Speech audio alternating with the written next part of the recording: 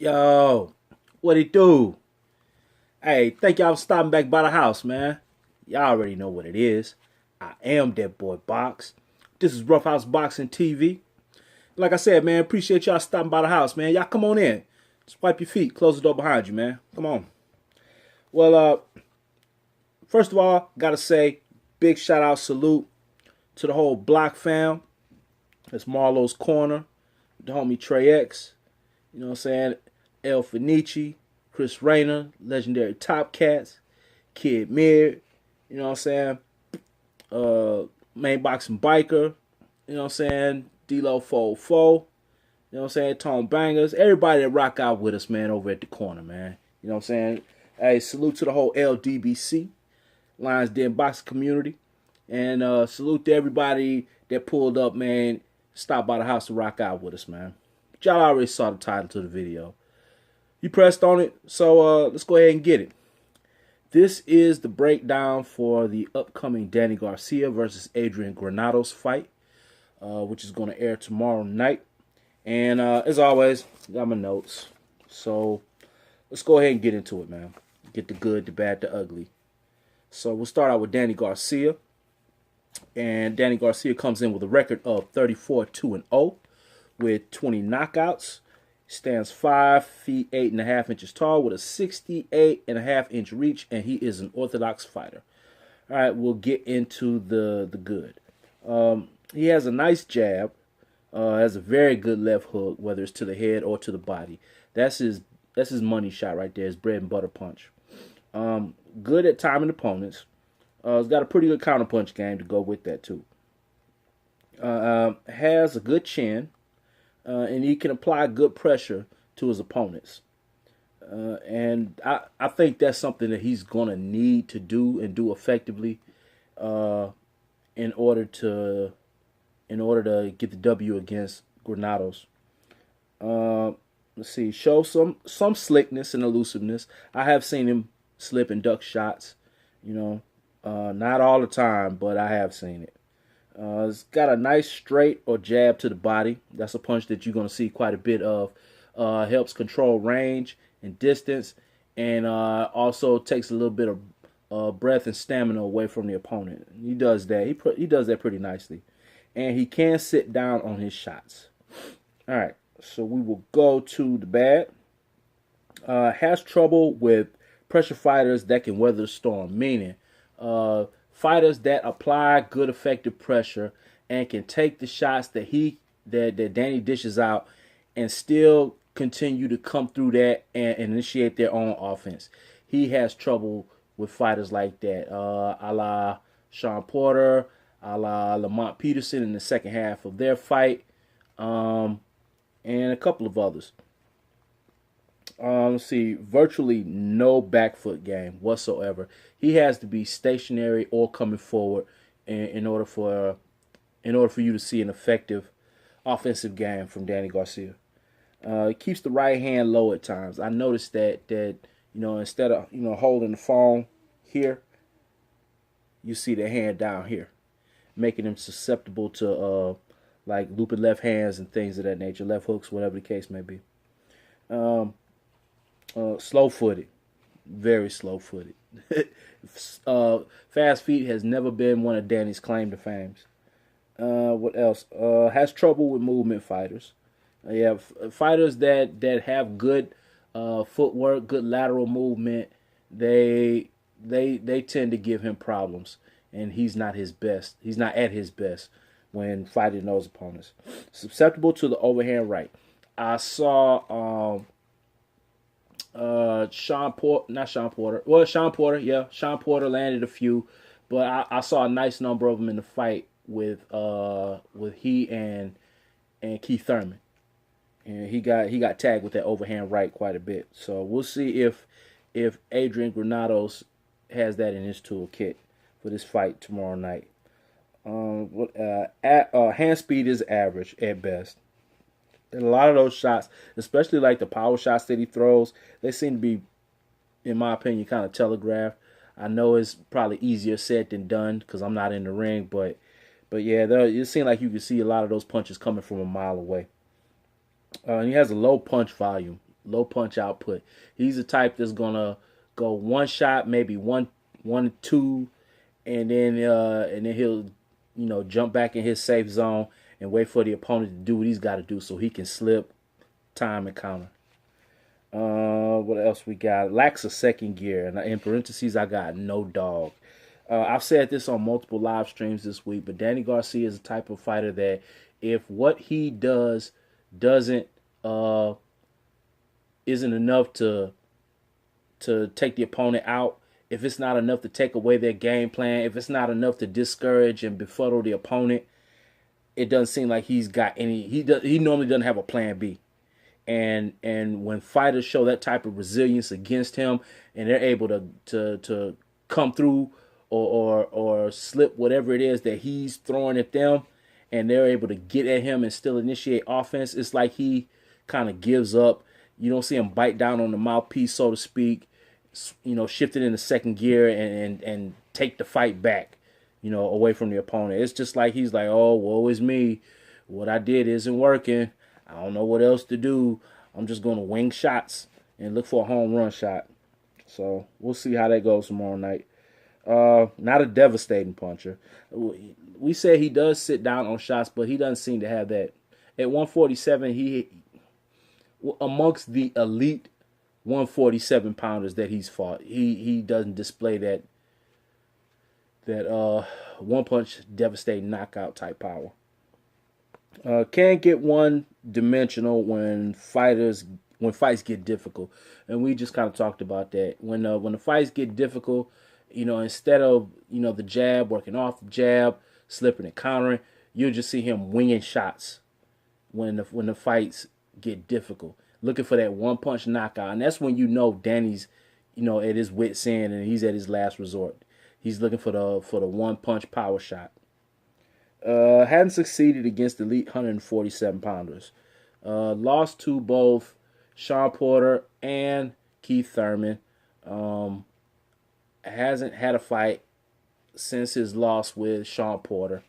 So we'll see if he can do something to, erase that blemish, that stigma, whatever you want to call it. But as it stands right now, when it comes to the elite 147 pounders, the top tier, the upper echelon of the welterweight division, he hadn't fared the best. So we'll see if he can recover.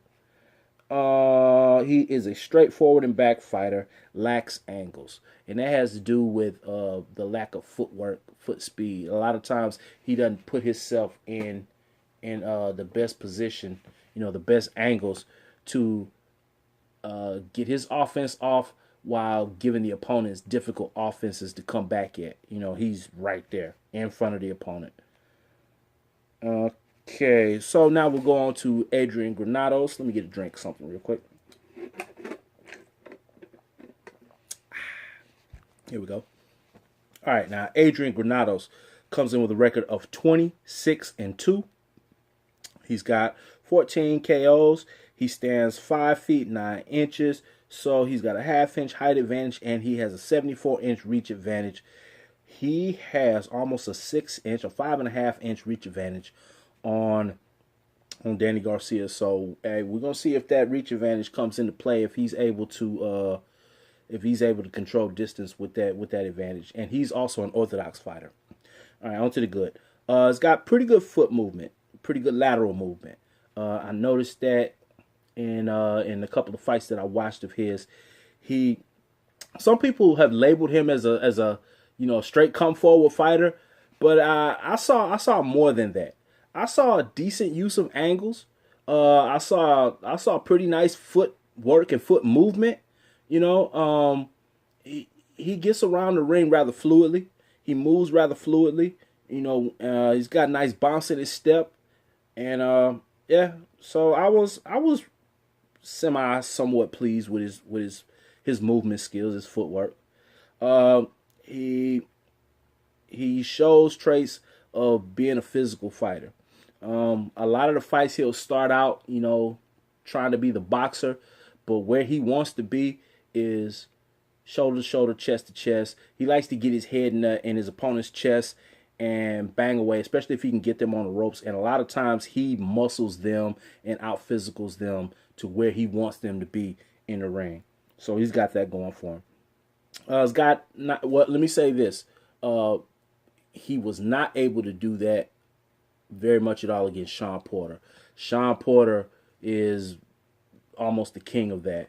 You know what I'm saying? So he out physicaled Adrian Granados in their fight. But 9 times out of 10, you'll see Adrian normally being the more physical fighter.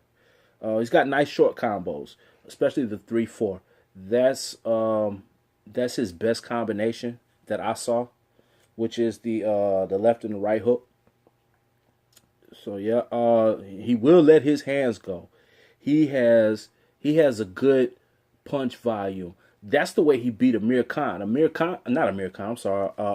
Amir Aman.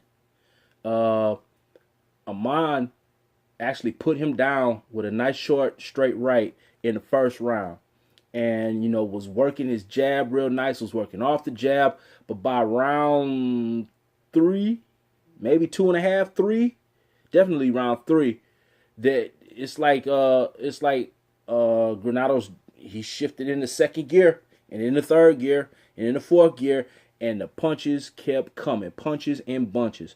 So he will let his hands go. It's not uncommon to see anywhere from 3 to 5 piece combos at one time coming from Granados. So you will see that tomorrow. It's got an iron chin. He gets hit, and I'm probably gonna say that in the bad, but he does get hit. But normally the shots that will put a lesser fighter down, he eats them. You can see it snaps his head, and it moves him back and all of that, but he resets it and he keeps going. You know what I'm saying? With the exception of the Amir Khan, dropping him. Other than that, I really haven't seen much in the way of him being.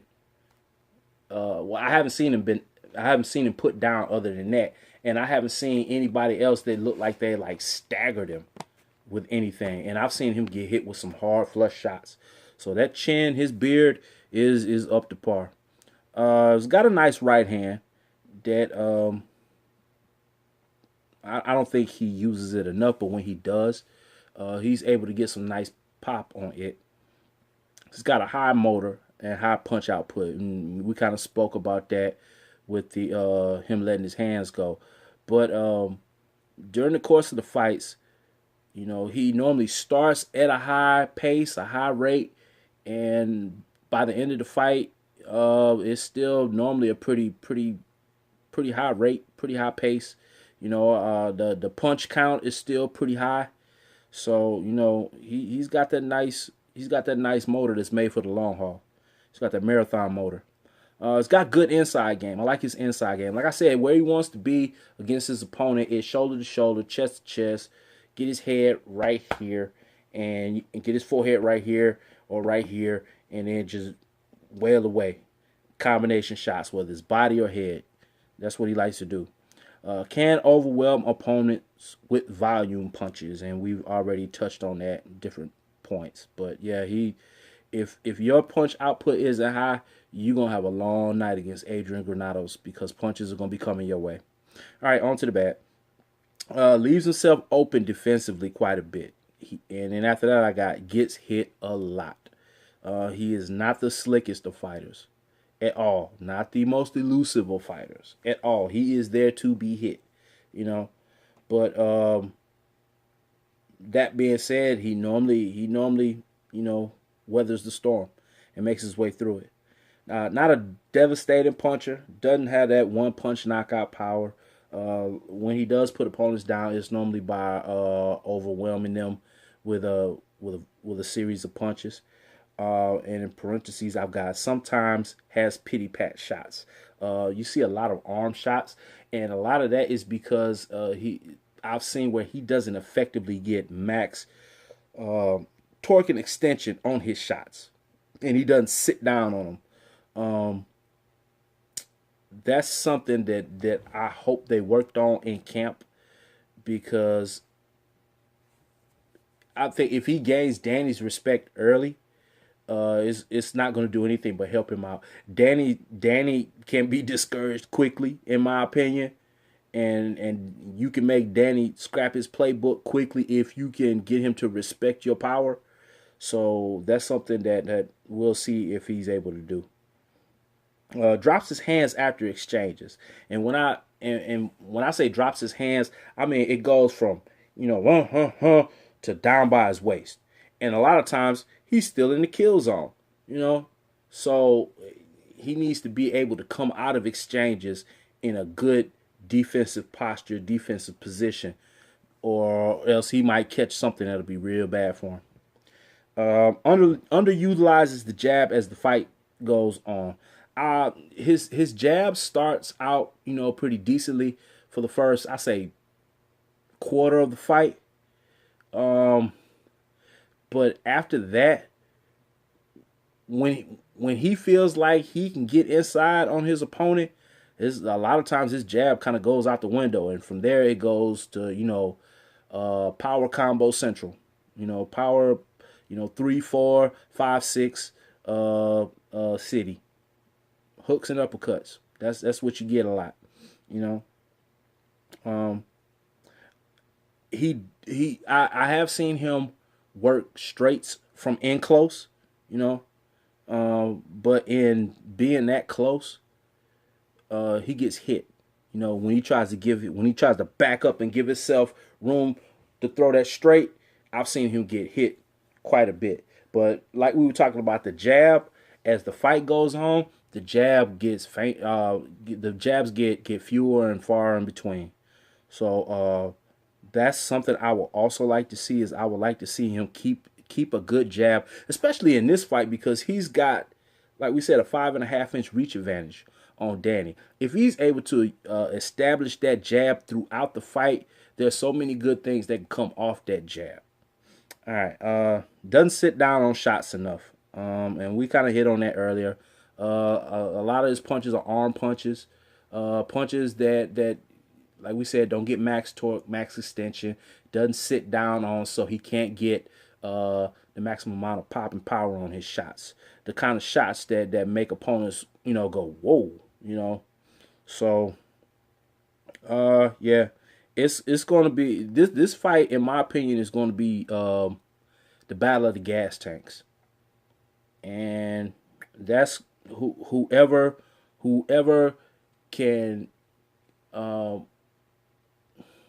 me rephrase this correctly, whoever can have the highest effective output consistently and continuously, I think is going to be the one that wins this fight. All right, so that being said, let's go to the keys to victory, and we'll start with Danny Garcia. Jab must be effective.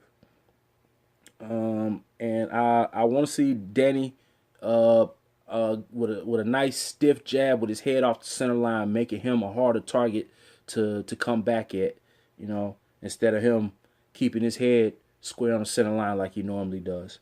And against Adrian Granados with his reach advantage, if he does keep his head on the center line when he jabs, and if Adrian jabs, there's a good chance he's going to catch the jab to the face or wherever. He's got to control the range. It's going to be a little bit harder because he's got so much of a disadvantage with reach, but he needs to find a way to be able to control that range. He's got to display good timing and counter punching, which is something that he's known for and he normally does. That's going to have to be on display in this fight. And in all capital gigantic letters, I've got move your feet. Danny has got to move his feet in this fight, because if he doesn't, Adrian is going to move his for sure, and he's gonna be all over him like a woodpecker. Bang bang bang bang. So he's gonna have to move himself to get himself in good offensive and defensive angles and positions, and not make himself a sitting duck in a punching bag. But one thing that I didn't say that I should have said about Danny is Danny, in my opinion, has the better resume of the two. I think he's been in there against against better opponent, a better opposition overall than Granados has. So if he's able to take stuff from his past fights, that can't do anything but help him against Adrian Granados. So let's go to keys to victory for Adrian Granados. He has to keep his guard up. He has to do a better job of keeping that phone up, next to that cheekbone or that ear or whatever the case, man. So that glove can protect, more of the side of his face. With your punches down here, whoop, all of this is open and susceptible to a hook or whatever the case may be. He has got to get inside. Although Danny has a decent inside game, it's not the best in the world, and it definitely isn't the type of inside game that has the amount of punches that Adrian Granados' inside game has. So if they do get head to head, chest to chest, just going off, the numbers, the past numbers, I think that is in Adrian Granados' favor, because when he gets in there, he gets busy. He goes to work. Don't abandon the jab.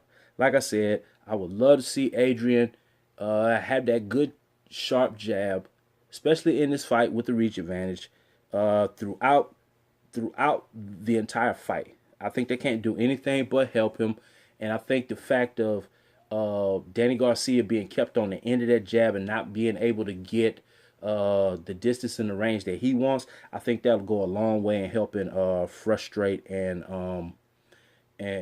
put Danny in the position that he wants, physically and psychologically. I think that'll go miles in helping Adrian. He's got to have good movement, good foot movement, like he normally has. He has pretty decent foot movement. I would like to see. Hopefully, they worked on that in camp, and he can turn that up a notch and be even better than normal. And he has to outwork Danny. If he doesn't outwork Danny, Danny is going to pop shot him, with one shot, two shots, sit back and admire his work, slip time, one shot, two shot. It'll be like that for 12 rounds or however long the fight goes. So, yeah. All right. So, that being said, my prediction for the fight. That's my drum roll. I'm going with Adrian Granados for the upset. Reason being is, for one, I believe he's going to outwork Danny. I think the punch volume is going to be too high, and it's going to make Danny super uncomfortable. I do believe that Danny's not going to be able to keep him off of him for the entire fight, and Adrian is going to be able to physical his way inside where he wants to get. And if he's able to establish an effective jab, like I said, I think that's gonna just frustrate Danny and make him throw out the playbook and just go for broke, and he might wind up getting caught with something. Now, I've got Adrian Granados, but I got it by majority decision. I think this is going to be a close fight. I think this is going to be a good fight, but I think the work rate is what's going to do it for Adrian. And Danny, like we said, likes to throw one shot, throw maybe two shots at a time, and then kind of sit and admire his work, get back in his pocket, and wait for Adrian Granados to do what he can do so he can slip time counter. And Adrian is going to be all over him like that woodpecker. And those type of fighters seem to be Danny's kryptonite. So, yeah, I got Adrian Granados pulling the upset, victory by majority decision. And y'all let me know what y'all think about it, man. Leave a comment down below. You know what I'm saying? And yeah, that's what it is. So, hey, make sure y'all stop by Marlo's Corner tomorrow night. It's going down on the corner. All the fight calls going down. The homie Trey X and Marlo, they're going to call a frog out of well like they always do. You know what I'm saying? We got some pretty decent fights tomorrow.